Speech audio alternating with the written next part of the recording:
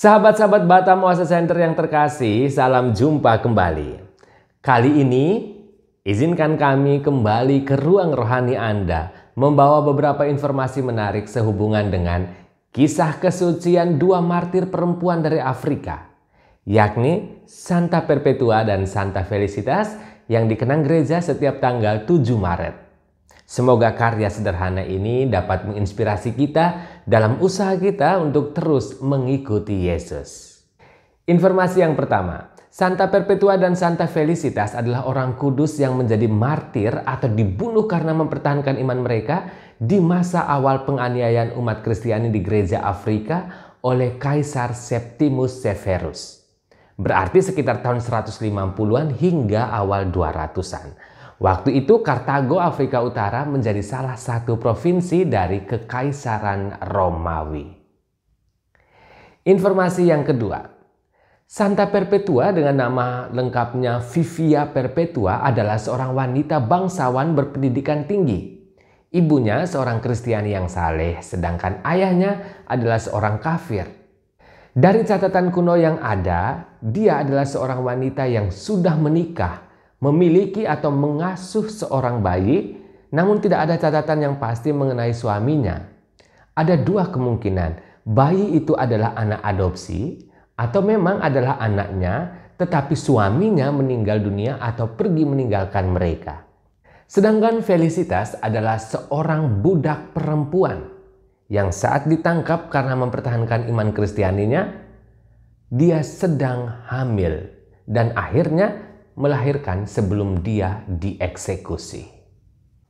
Informasi yang ketiga, informasi tentang mereka bukan berdasarkan legenda atau cerita rakyat, melainkan berdasarkan catatan nyata atau tulisan tangan Perpetua sendiri, dan juga ada catatan dari guru agamanya yang bernama Saturus, dan catatan lain yang ditemukan berasal dari orang-orang dan dari periode waktu yang sama yang mengenal mereka.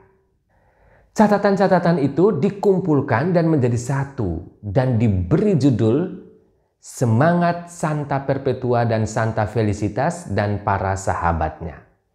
Catatan ini sangat populer pada abad-abad awal gereja sehingga bahkan dipakai untuk dibacakan selama liturgi atau selama peribadatan. Jika Anda penasaran seperti apa tulisan mereka, Anda bisa jumpai di situs pbs.org dengan kata kunci The Martyrdom of Saints Perpetua and Felicitas. Bisa dikatakan bahwa Perpetua adalah seorang penulis sejarah kekristenan awal di Afrika Utara. Informasi yang keempat, sebenarnya tidak hanya Santa Perpetua dan Felicitas yang ditangkap dan dibunuh pada saat itu. Santa Perpetua ditangkap bersama dengan ibunya, saudara laki-lakinya, Felicitas dan Revocatus, keduanya adalah budak, Saturninus dan Secundulus, dan Saturus, guru agama mereka. Mereka semua ditangkap, dipenjarakan dan diancam dibunuh karena mempertahankan iman mereka akan Yesus dan menolak menyembah dewa-dewi bangsa Romawi. Informasi yang kelima, pada tahun 203, di usianya yang ke-22 atau yang ke-23 tahun, Perpetua memutuskan untuk menjadi seorang pengikut Kristus alias menjadi seorang Kristiani. Keputusan ini tentunya ditentang oleh ayahnya sendiri karena ayahnya tahu dia akan berhadapan langsung dengan penganiayaan dari kaisar. Ayahnya membujuknya untuk meninggalkan imannya itu, menyangkal imannya. Dalam catatan hariannya, Perpetua mengisahkan perdebatan antara dia dan ayahnya. Dia menganalogikan dirinya dengan sebuah pot bunga. Lihat pot bunga yang tergeletak di sana. Bisakah ayah menyebutnya dengan nama lain selain pot bunga? Ayahnya menjawab, tentu saja tidak. Perpetua menjawab, saya juga tidak dapat menyebut diri saya dengan nama lain selain apa adanya saya. Saya seorang Kristiani. Jawaban ini membuat ayahnya marah dan menyerangnya secara fisik. Informasi yang keenam, Santa Perpetua dikenal dengan pribadi yang memiliki karunia firman Tuhan atau mampu menerima pesan dari Tuhan. Ada dua penglihatan yang dialami oleh Perpetua yang bisa dicatat pada kesempatan ini. Yakni pertama saat dia hendak dibaptis, dan yang kedua adalah saat dia dan sahabat-sahabatnya hendak dijatuhi hukuman mati.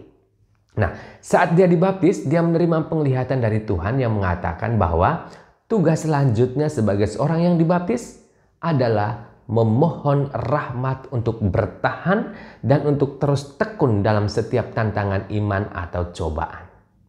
Sedangkan penglihatan yang diterima menjelang hukuman mati adalah Felicitas melihat tangga menuju surga dan melihat dirinya dan sahabat-sahabatnya menapaki anak-anak tangga itu semuanya dalam keadaan luka parah. Dan mereka semua menikmati betapa manisnya susu yang disuguhi Tuhan di surga. Informasi yang ke-7. Perpetua melukiskan penderitaan selama di penjara. Dia dan sahabat-sahabat Kristiani lainnya menderita kegelapan dan kesesakan yang luar biasa karena kapasitas ruang penjara yang tidak memadai dengan jumlah tahanan. Penderitaan yang dialami oleh Perpetua sendiri adalah keterpisahannya dengan bayinya. Sehingga setelah dipertemukan dengan bayinya, dia merasa penjara sebagai istananya. Penderitaan yang dialami Felicitas adalah kesesakan karena sebagai perempuan yang sedang hamil 8 bulan saat itu harus berhimpitan dengan banyak tawanan. Felicitas juga menderita ketakutan kalau dia tidak dibunuh bersamaan dengan sahabat-sahabatnya yang lain, karena dia sendiri ingin menapaki tangga-tangga surga bersama sahabat-sahabatnya saat itu. Oh ya, ada aturan saat itu bahwa seorang tawanan yang sedang hamil tidak bisa dieksekusi mati sebelum dia melahirkan karena mau menyelamatkan janin di dalam kandungan ibunya.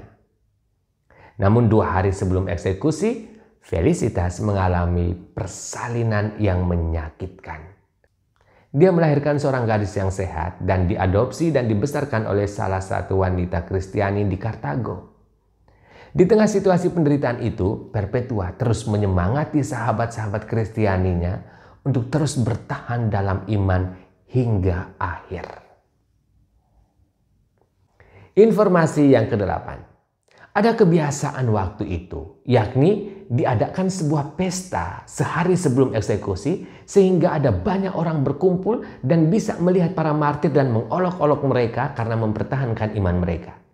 Tetapi di bawah kepemimpinan dan pengaruh Perpetua dan Felicitas, sahabatnya, para martir itu bahkan membalikkan keadaan ini dengan menertawakan orang banyak itu karena mereka tidak menjadi orang Kristiani dan mereka menasihati orang banyak itu untuk mengikuti teladan mereka.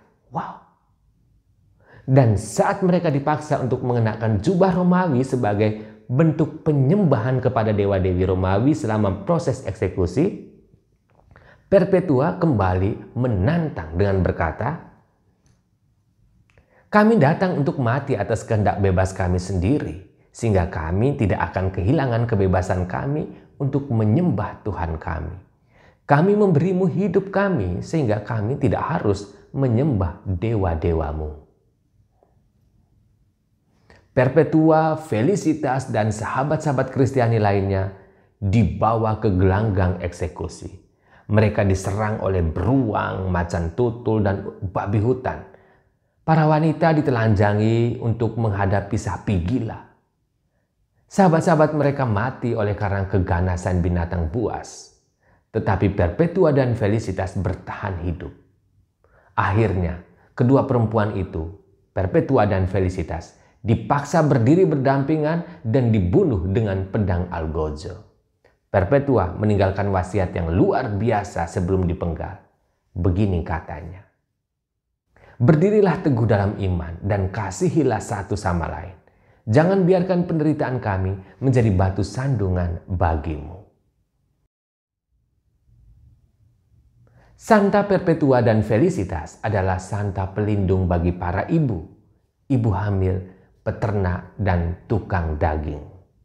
Sahabat-sahabat yang terkasih, demikianlah beberapa informasi sehubungan dengan Santa Perpetua dan Santa Felicitas. Sekali lagi, kami berharap Karya sederhana ini kiranya memberi inspirasi kepada kita semua. Jangan lupa untuk membagikan video ini kepada sahabat-sahabat Anda yang bernama Perpetua dan Felicitas. Salam penuh kasih dan damai dari Batam Oase Center, Rumah Retret SSCC.